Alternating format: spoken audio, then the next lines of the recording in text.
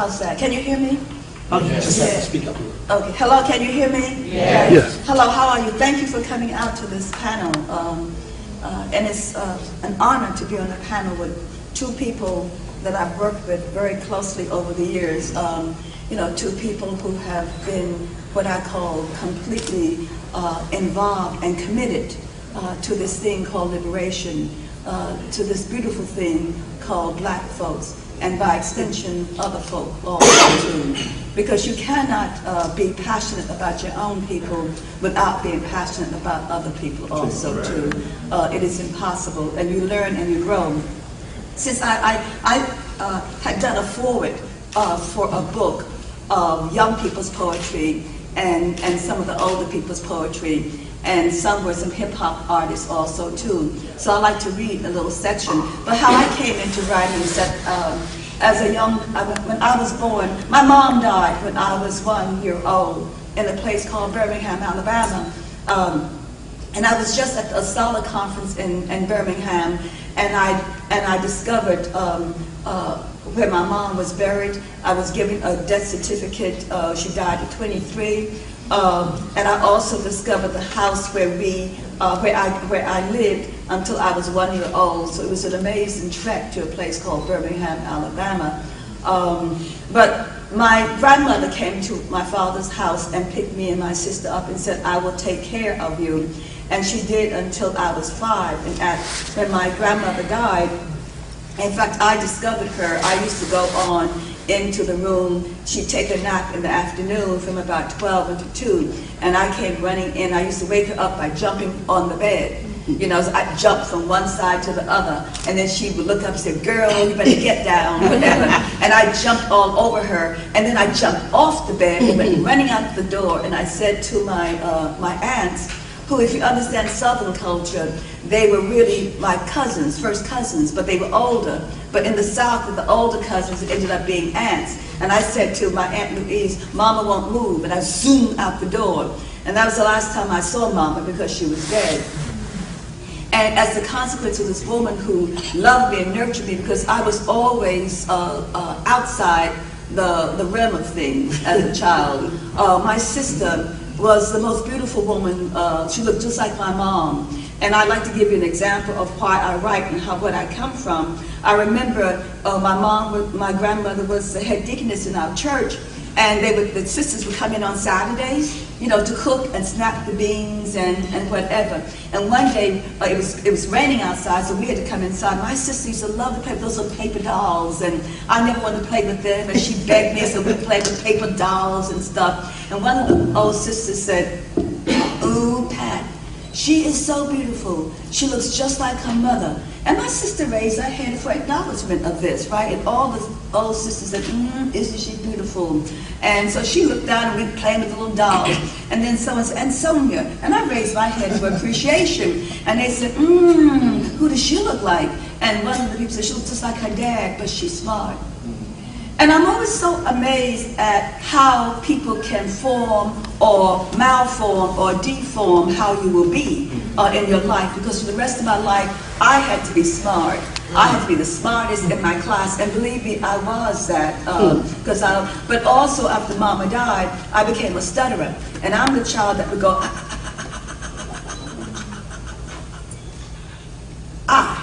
And by the time I got it out, everybody said, oh goodness, you know, don't ask her anything, whatever. Even the teacher would pack up her books. I mean, you know, my privilege. But I also started to write. And when we were shifted from home to home to home, to relative to relative to relative, and I saw one of the houses on the cover of one of the architecture magazines where my sister and I had been shunted off to at some point. And I remember sitting there looking at that house, remembering the big old Gothic kind of house that we lived in for a while. I'm the child that when I showed up someplace, they said, "Oh, that's Pat, let her go, she's beautiful," and we would continue to make her beauty. We would continue to worship that beauty. But I'm writing a whole series of poems to my sister, now that she's dead, about like, people really don't like beauty either, because people will violate beauty.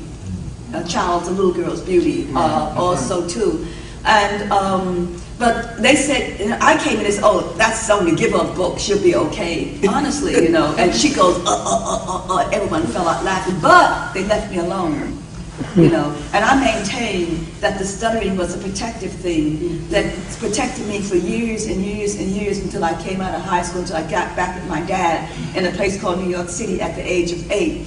And even then, when I did need protection, then I continued to go, The amazing thing is that I wrote at that time, and the first writings I did was to my grandmother. This woman who loved me unconditionally, because she used to say to the aunts, just let the girl be, she be all right. She gonna stumble on gentleness one of these days.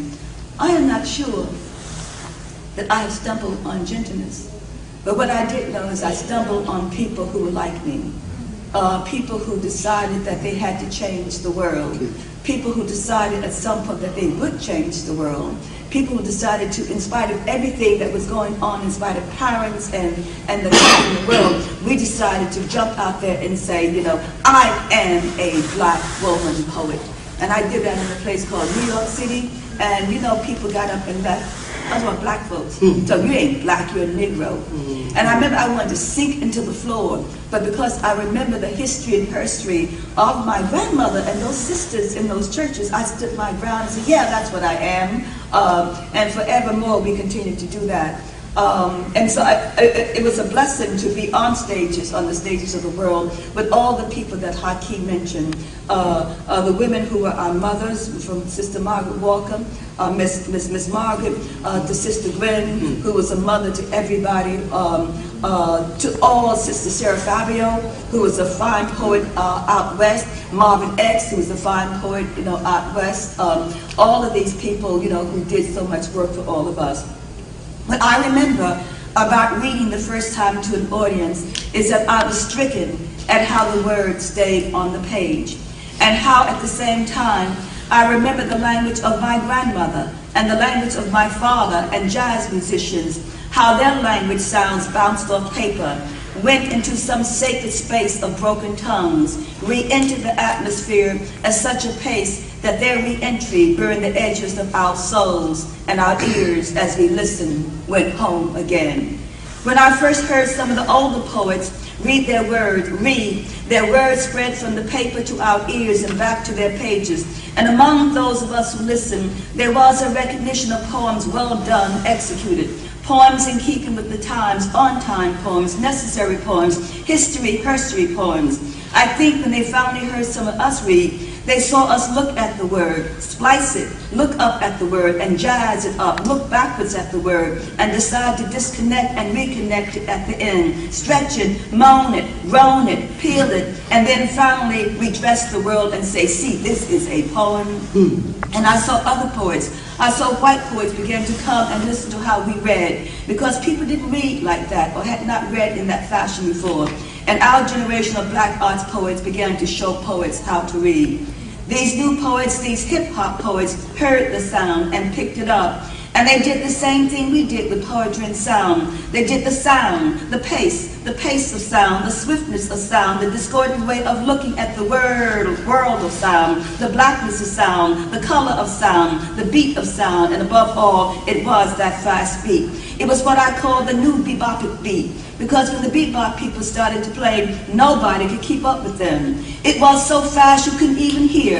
I would always say to my kids when I first heard hip-hop, I can't hear it, I don't understand. And the same kind of thing when Dizzy and Max were playing, nobody could play except them, and nobody could hear it. You had to have a fast ear to hear it, cause otherwise they would play it and done been gone. Same thing that happened with rap. It came at a fast pace, and if you turned your head, you missed it. It was gone, the bebop, the bam, and the hip-hop. Each generation brings something new to this thing called craft, to this thing called poetry. What we did when we looked at Margaret Walker and Gwendolyn Brooks, we went back into their history and pulled back from Langston Hughes, Sterling Brown, Dudley Randall, and Robin Hayden, that whole group. We pulled from them the craft of writing, the discipline of writing, and the history and herstory of our people. Then we said, let's bring it to a new sense of history. Let's, in a sense, reword history, refocus history with these new words and a new way of looking at the world. So we employed what they gave us along with what was going on in the world, the politics of being black, from civil rights to black power, to the new sense of self, to the new sense of who we all were. And we came up with poems that did similar things that Miss Margaret and Sister Gwen and Brother Sterling Brown did. But we also, I think, began to give it a new modern sound that was part of a 20th century sound. And I guess what I'm saying is that at some point, you had to look and see that their poetry was viable. But it was another sound. It was a different sound. When Baraka, Askia, Haki, and I scattered, used the music of Monk, Coltrane, Dizzy, the blues of our people, we cut the century in half. We entered the century with the good news that the Africans were all alive and living in the diaspora.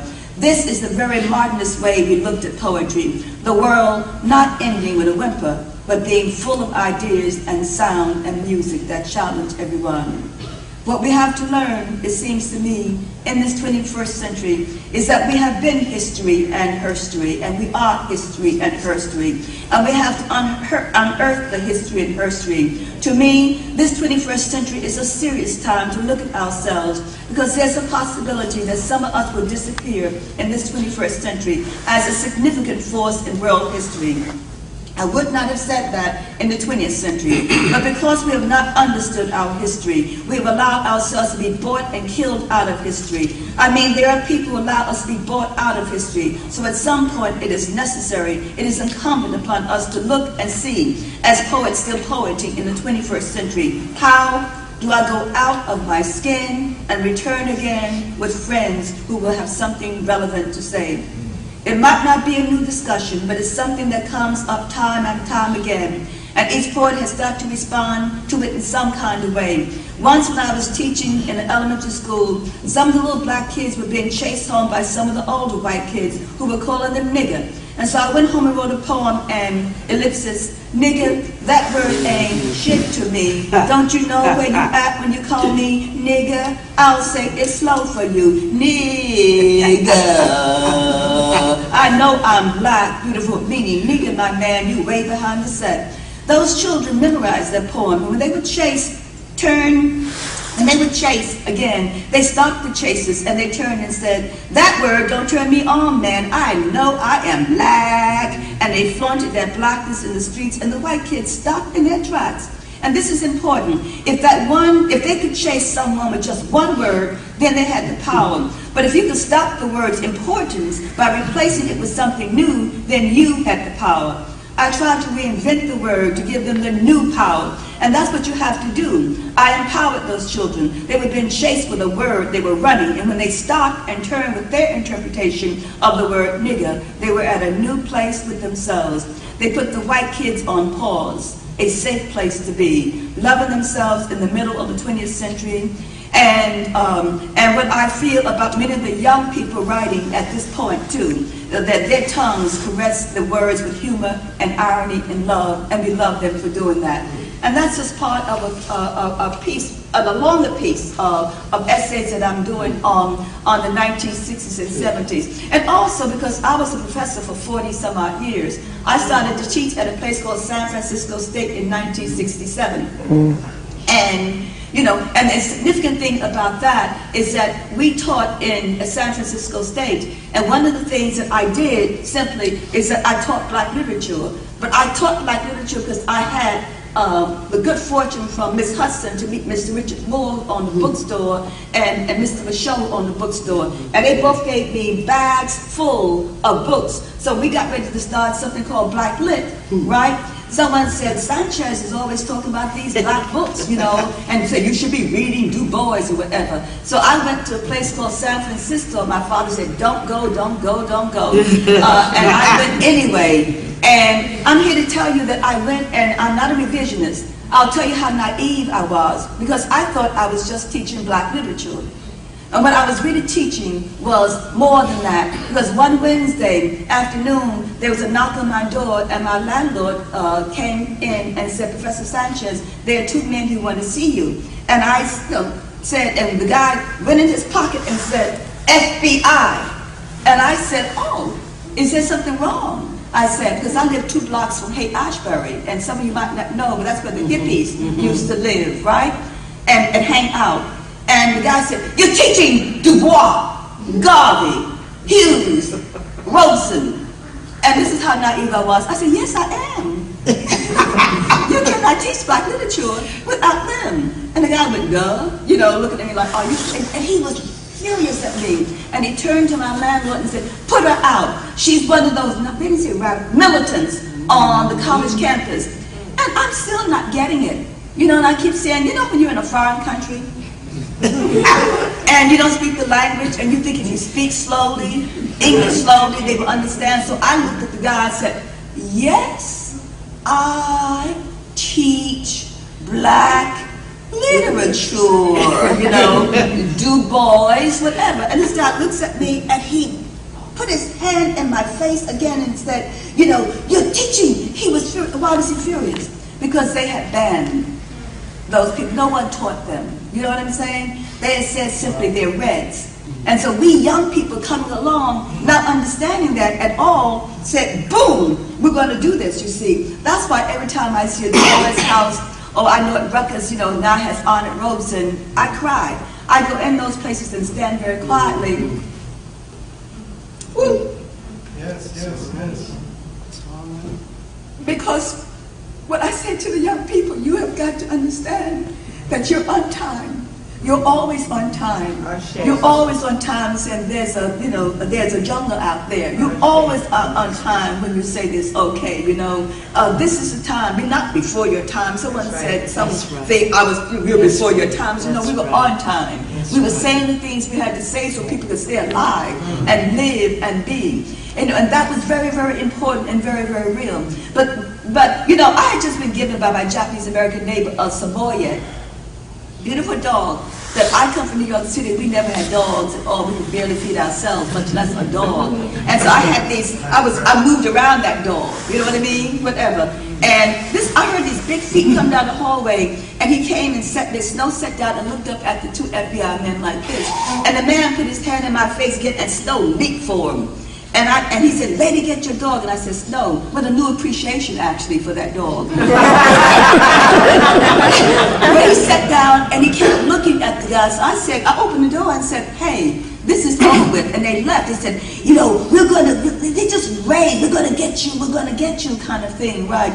And I came back and I petted the dog for the first time. And I also said, I'm going to get you a steak, because they were in a house of vegetarians at that point, right? And I really got a steak for that dog also, too. But I'm saying simply that you must be on time. Yes. You've always got to be on time. Yes. You got to do the work that needs to be done. And many of us began to look up and understand, you know, that people were writing about what was going on in their community, that these young rappers, that these young hip-hop artists were writing about what was going on in their neighborhoods, you know what I mean, that the schools were bad, the children wanted to drop out of school, the schools were bad, you know, there were roaches every bloody place, you know, nobody cared, no one gave a damn at all. And they said, and I thought to myself, gee, that sounds just like Haki, you know, or Raka, you know, and all of us. And that's how we connected, because we understood and knew simply that what you were saying in hip-hop form, in this fantastic jazzy form, that sometimes you didn't even understand where it came from, you know, in a very real sense. But it was there, and I said, go on,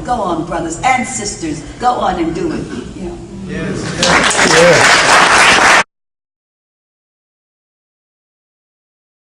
But my grandmother came to my father's house and picked me and my sister up and said, I will take care of you.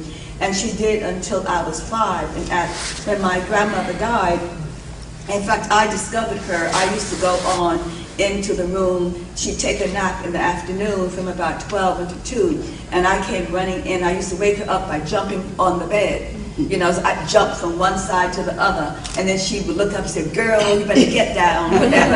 And I jumped all over her, and then I jumped off the bed and went running out the door, and I said to my aunts, who, if you understand Southern culture, they were really my cousins, first cousins, but they were older. But in the South, the older cousins ended up being aunts. And I said to my Aunt Louise, Mama won't move, and I zoomed out the door. And that was the last time I saw Mama, because she was dead. And as a consequence of this woman who loved me and nurtured me, because I was always outside the realm of things as a child. My sister was the most beautiful woman. She looked just like my mom. And I'd like to give you an example of why I write and what I come from. I remember my grandmother was the head deaconess in our church, and the sisters would come in on Saturdays, to cook and snap the beans and whatever. And one day, it was raining outside, so we had to come inside. My sister used to love to play with those little paper dolls, and I never wanted to play with them, and she begged me, so we'd play with paper dolls and stuff. And one of the old sisters said, "Ooh, Pat, she is so beautiful. She looks just like her mother." And my sister raised her hand for acknowledgement of this, right? And all the old sisters said, "Isn't she beautiful?" And so she looked down and we played with the little dolls. And then someone said, "And Sonia." And I raised my hand for appreciation. And they said, "Who does she look like?" And one of the people said, "She looks just like her dad, but she's smart." And I'm always so amazed at how people can form or malform or deform how you will be in your life, because for the rest of my life, I had to be smart. I had to be the smartest in my class, and believe me, I was. How's that? Can you hear me? Just have to speak up a little. Okay. Hello, can you hear me? Yes. Hello, how are you? Thank you for coming out to this panel. And it's an honor to be on a panel with two people that I've worked with very closely over the years. Two people who have been what I call completely involved and committed to this thing called liberation, to this beautiful thing called black folks, and by extension, other folk also too. Because you cannot be passionate about your own people without being passionate about other people also too. It is impossible, and you learn and you grow. Since I had done a foreword for a book of young people's poetry and some of the older people's poetry, and some were some hip-hop artists also too. So I like to read a little section. But how I came into writing is that when I was born, my mom died when I was 1 year old in a place called Birmingham, Alabama. And I was just at a Solid conference in Birmingham, and I discovered where my mom was buried. I was given a death certificate. She died at 23. And I also discovered the house where I lived until I was 1 year old. So it was an amazing trek to a place called Birmingham, Alabama.